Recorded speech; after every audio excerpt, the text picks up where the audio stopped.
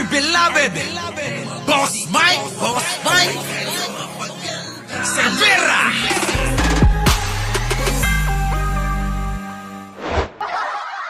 Ikaw, Castro, Claire Castro. Oh, ayan na. Okay? Iyak na si Marlica. Happy Lola, thank you naman. Di ba? Julian, thank you ha. Oh, si Julian nandiyan kanina. Oh, ayan mga kababayan, oh. Umiiyak na ho si Maharlika. Oh, pakinggan natin. Iyak agad eh. Kita niyo yung banat niyan mga kababayan. At banat naman ni Atty. Claire.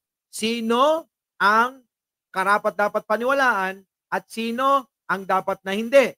Sino ang maayos ang magpahayag at sino naman yung balahura? Ano po? Oh, sige, pakinggan natin to ha. Oh. At ikaw, Castro, Claire Castro. Okay? Unang salvo mo pa lang, palpak ka na. Hangad. Kita nyo? Kita nyo yung banat? Unang sarko mo pa lang, palpak na. Anong palpak doon? Kung palpak yun, di ba dapat hindi kayo nagbibigay ng reaksyon? Ganito lang yung mga kababayan. Kung yung banat ni Atty. Claire ay hindi sila nasaktan, mga kababayan, hindi papansinin yan. Tandaan nyo po ito. Pansinin nyo po si Chavez. Diba? Ang dami namang ginagawa ni Chavez pero bakit hindi nagre-react to? Napansin nyo po ba? Bakit ngayon? Kaya Atty. Claire, nagre-react kayong lahat, nag-iiyakan kayo. Sabi ko nga mga kababayan, kulang ang isang timba na luha ang iluluha ng mga DDS. Kay Kay Atty. Claire. Tandaan niyo yan mga kababayan. Oh, di ba? Oh, eto na, nag-iiyakan Ayun na, ulit. Oh, sige, panoorin natin mga kababayan ha. At ikaw, Castro, Claire Castro. Okay? Unang salvo mo pa lang, palpak ka na. Hangag ka. Hangag, pabidang, apugagang. Walang unod ang... Hindi nyo na alam yung sasabihin niya. Putik parang alam nyo, pag kami kaaway tayo noon sa elementary, di ba? Kapag nakikipag-away at may napikon tayo, kung ano nila sinasabi, anak na, wala akong pagkakaiba to. Ganun na ganun mga kababayan.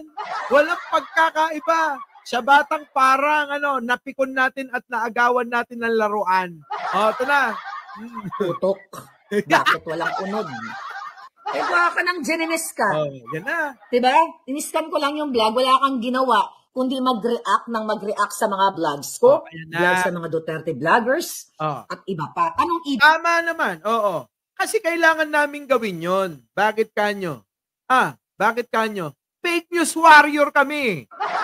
Diba? Kailangan namin ipaliwanag sa mga tao yung ginagawa ninyo ay puro kasinungalingan, fake news, at panlilin lang.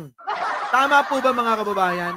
Kung ahayaan natin itong grupo ng mga Duterte na patuloy yung ginagawa nila at hindi natin itatama, maniwala kayo. Malamang po, lutong-luto na lahat ng isip ng mga tao. Di po ba? Maharlika naman, ang hina rin naman ng pangunawa mo. Mahina talaga. Kaya nga alam nyo mga kababayan, isa ako sa unang kinausap niyan. Sabi niya, Mike Severa, gusto kita eh. Gusto mo ko? Hindi pwede, kasama ko jowa ko. Hindi, ito naman. Hindi ganon. Ganon siya. Gusto kita kasi. Iba yung sense of humor mo. Kailangan niya sa sa pagbablog. Sabi niyang gano'n, liliwanagin mo kasi. Yung sasabihin mong gusto mo, kasi alam mo naman laging advance ako mag-isip. Sabi niya, gusto niya ako. Teka muna, mahuli ka. Hindi pwede. Kailangan ko munang makakita ng ebidensya. Pero, maniwala ka sa akin. Pag nakita mo, titimbuhan ka dyan sa kinaupuan mo sabi niya gano'n. Hindi, kailangan ka talaga namin dito. Sama ka sa amin. Sama daw ako. Diba? Evangeline Cabelosa. Paano ako sasama rito? Diba? Hindi ako basta-basta naniniwala hanggat walang patunay. Kahit pa may patunay, dapat dahil natin sa proseso yan. Nakalimutan yata nila, loyalista ako. Maharlika. Tuloy. Ibig sabihin yan. Hmm, hmm. Walang laman yung utak mo. Knock na. Dahil kumukuha ka lang, Ah. okay lang sana kung hindi ka abogado eh. Maintindihan mo, you guys, I love you people, yung mga nagre-react sa mga vlogs natin, and we need it para i-echo ninyo. Pero yung masasabi mong abogadong pulpul, o pulpal, o girl lalo eh. Abogadong walang magawa sa buhay. Mag-react ng mag-react sa video ni Marlica at Teka muna, ikaw talaga maharlika eh. Yan ang sinasabi ko. Bigla kang babawi ngayon. O yung mga namimili siya. Ayaw niya na itinatama yung mga ka-fake news nila. Pero yung mga sumasang-ayon, kinukuha yung video at nire-reaksyonan, mga kababayan, na pabor sa kanila, okay daw yun.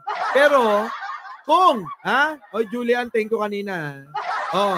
Kung ikaw naman, kukuha ng video niya at re-reaksyonan mo, itatama mo yung mga sinasabi niya. Kasi nga maraming mali eh. Kailangan natin tama. Hindi daw yon. Kabubuhan daw tawag doon. O diba? Sabi ko sa iyo, yung ilong mo papasukan ng 2 bubuyog eh. Oo. Sa sobrang kasinungalingan mo. Tuloy. Magsip-sip. Okay? Ayan na! Pag-sip-sip na agad. Alam nyo, tama ako, diba? Sabi ko sa inyo, maglilitawan na itong mga ito. Para sirain. Sino? Si Attorney Claire. Sa palagay mo, papatol pa si Attorney Claire sa'yo ngayon? Hindi na papatol yun. Hindi na papatol kailanman si Attorney Claire sa mga tulad na ito. Bakit? Ibang level na po si Attorney Claire Castro. Malayo na ho yun. Diba? Kaya mga kababayan, si Attorney Claire, wala na hindi nasasagot yan. Oo. Sip-sip kay adik na bangag. Alam mong adik si bangag. Ibig sabihin, bilasakang abogada. Kasi ang magaling na abogada, alright? Kasi you're claiming na magaling ka. Wala ka dyan sa YouTube. Hindi ka nag-pick up ng mga... Ano wala sa YouTube? Pambira ka naman. Ibig sabihin, bobo ka. Kasi nasa YouTube ka, ganon. Ito, tingnan nyo yung mga katwiran. Talagang yung kanilang katwiran, mga kababayan, gewang-gewang na. Wala na sa malinaw.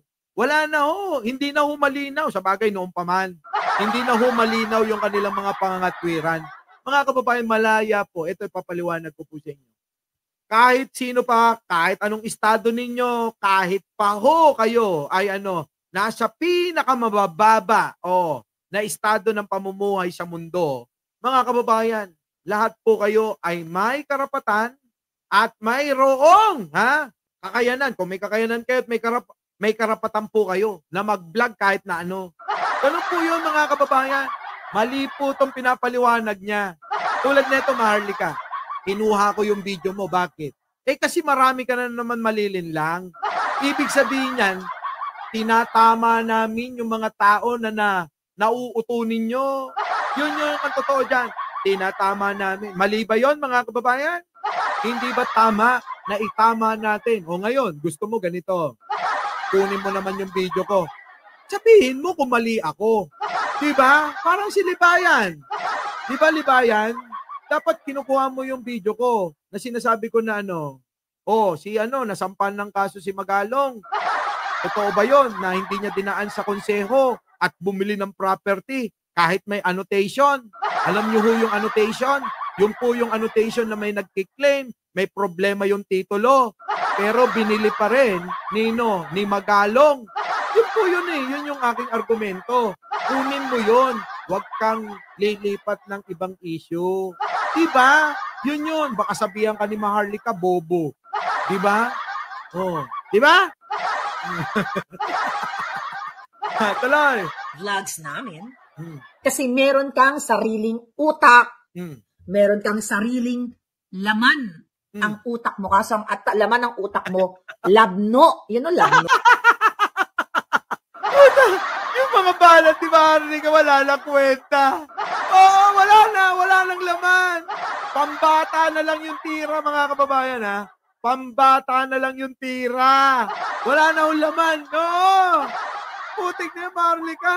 Hindi ganyan yung pagkakakilala ko sa'yo. Ngayon, dahil sa masyado mong pagsip-sip sa puwet ni Bigunyo, naging ampaw ka na rin, Grabe, ang layo na. Diba? Malayo ang libe. Oo naman. Layo. Oo. Bala na kayo mag-translate. Algae. Okay? In science. Alright. Yan. Ribo, nasagot ko na ang iyong katanungan. Alright.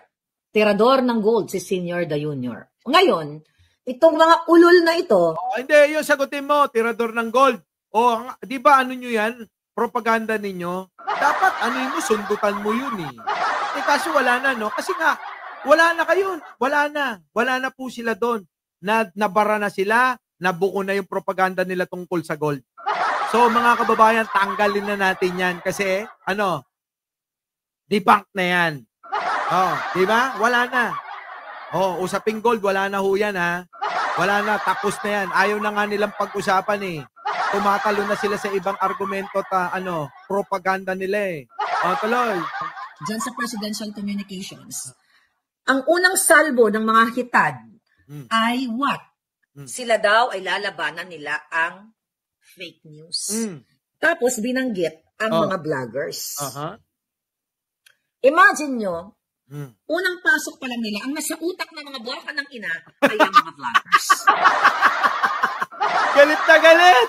Iyak si Maharli ka, mga kababayan! Iyak! Iyak na to! We're very special. Mga DDS vloggers. Syempre. Ang mga bugok sa Kongreso, sa Senado, ang nilalaman ng utak nila ay mga vloggers like me. Kasing, hindi, Maharli ka, pati kami kasama eh.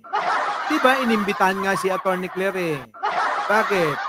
Kasi gumagawa, ito paliwanag ko mga kababayan, hindi po sila, talagang laganap po ang fake news. At mga kababayan, ang ka-fake newsan, alam naman natin, nanggagaling sa kanila yan.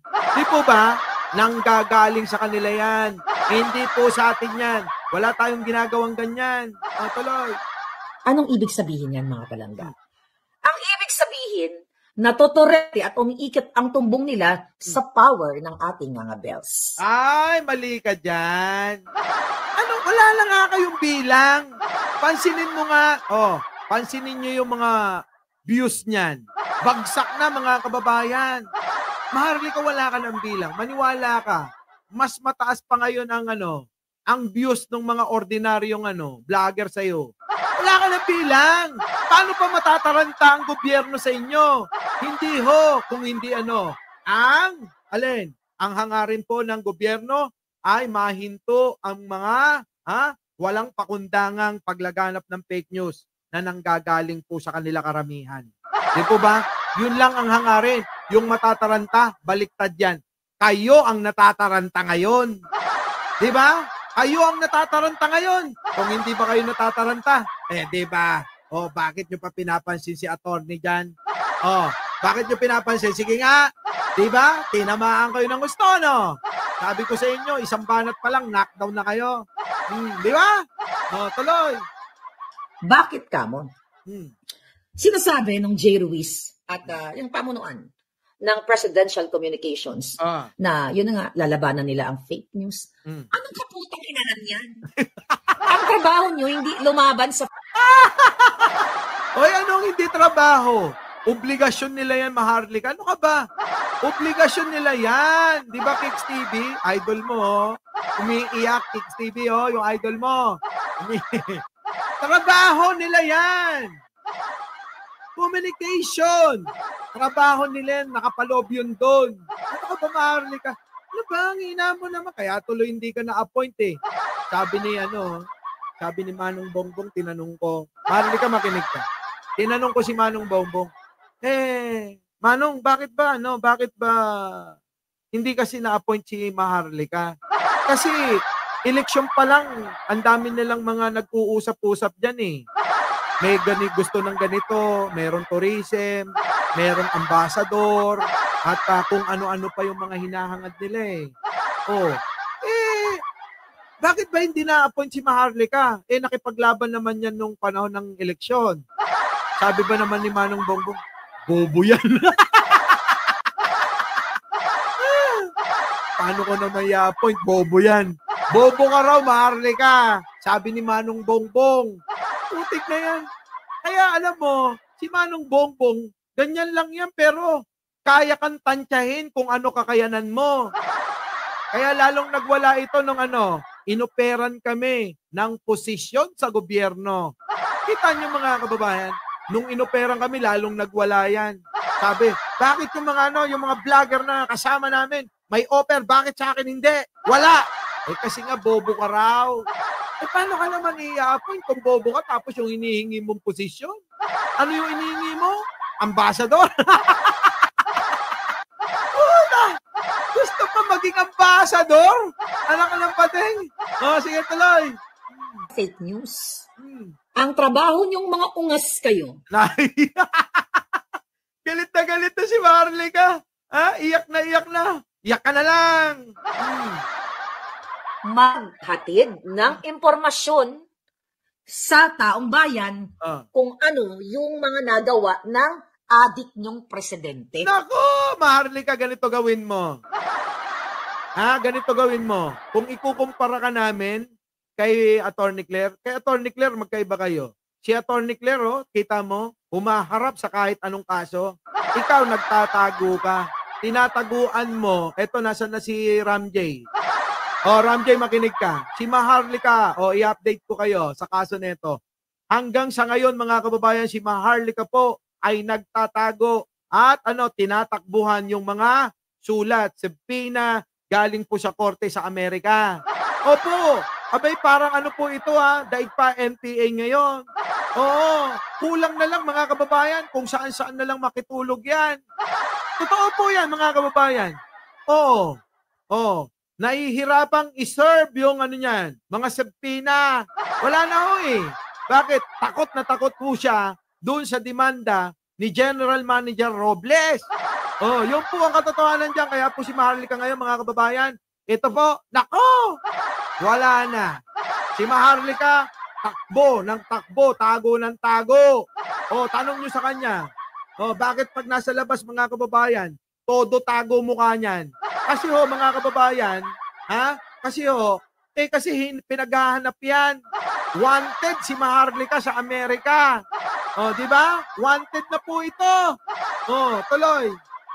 Na si Bongbong Marcos, aka Bangag. Yan ang trabaho ninyo. Wala, hindi mo nga napatunayan, Maharlika. Ano naman Tama na, iyak mo. Wala, hindi mo naman napatunayan Hindi mo napatunayan. Hindi nyo napatunayan kahit sino sa inyo na na nag-a-addict si Pangulo. Walang ganun. Wala. Hindi nila napatunayan. Mag-disseminate ng impormasyon ng kanyang mga speech. Ano pa? Ng kanyang mga accomplishment. Tama. Di ba marami naman talagang accomplishment si Pangulo totoo naman bakit? Si Digong nga, hindi pa nagagawa, pinagyayabang na Si Pangulo, bago magsalita, mga kababayan, tapos na. Di ba? Yan ang kaibahan ni Digong at ni Pangulong Bongbong Marcos. Si Pangulong Bongbong Marcos, bago bumukang bunganga, mga kababayan, tapos na yung proyekto. Si Digong, mga kababayan, kahit isang buhangin, wala pang nadadala, abay pinagyayabang na. Di ba? Pero si Pangulong Bongbong Marcos, iba. Si Pangulong Bongbong Marcos, ang ginagawa niya, tapos na bago magyabang siya. Si Digong, wala pang buhangin na nakakarating, aba todo, pagyayabang na. Ano po ang kaibahan, mga kababayan? Tuloy. Kaso wala kayong maiulat, wala kayong mai-report na matino dahil puro ngiwi, puro adik. Puro ganun na lang, mayroon bang sense yun? Puro ngiwi, puro adik, pero hindi napapatunayan. Puro ganun lang. Paulit-ulit lang nilang ganun. Paulit-ulit lang. Ngiwi, adik, ganun. Wala na, mga kababayan. Wala na ang mga DDS. Palasak na, kumbaga, palasak na. Palasak na po sila. Diba? The reason why, yang si, excuse mo, yang si, kita mo, nagkakasakit ka na. Alam nyo kung bakit inuubo yan? Kasi malamig ngayon sa Amerika. Ano po, malamig ho sa Amerika, inuubo na po ito at nagkakasakit na ho kasi ho, laging nasa labas. Hindi na ho ito nananatili saan mga kababayan? Sa mga bahay na tinutuluyan yan. Kung kani-kanino na nga lang ho nakikitira yan. Ito po yung update yan ha. Kung kani-kanino na lang, nakikitira tong idol ni Argo, kaya kadalasan po, laging nasa labas. Kahit malamig na mga kababayan. Kahit nagyayelo, malamig sa labas, kailangan niya po na manatili sa labas. Bakit ho? Kasi para ho hindi maserbihan. Mahuli. Wanted na tong ni Argo idol. Ganyan po. Kaya tingnan nyo, nagkakasakit laging nasa labas. Ganun po, mga kababayan. Kaya pala iba-iba ang background. Yun na nga yun. Kaya iba-iba background yan. Minsan nasa kotse, minsan nasa CR, minsan alam nyo, nasa labas lang. Minsan nagkakape. Tapos sasabihin niya, nandito ako. Nagkakape lang ako. Papaliwaliw lang. Liwaliw, ang lamig-lamig, nagliliwaliw ka. Sinasadya mo talaga yan para hindi ka hindi mo matanggap yung warrant of arrest mo. At saka yung mga sabtina mo kasi maraming nagdemanda sa'yo. Yung po yung totoo.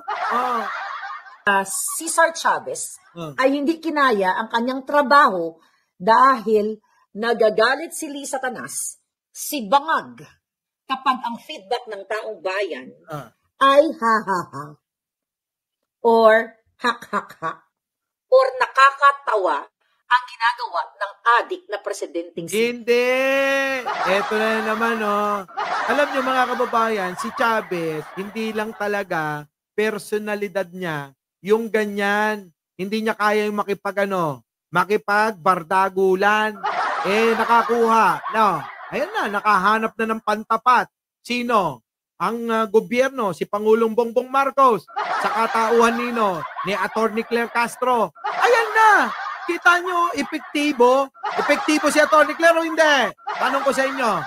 Press 1. Kung kayo, mga kababayan, naniniwalang epektibo, sino? Si Atty. Claire Castro.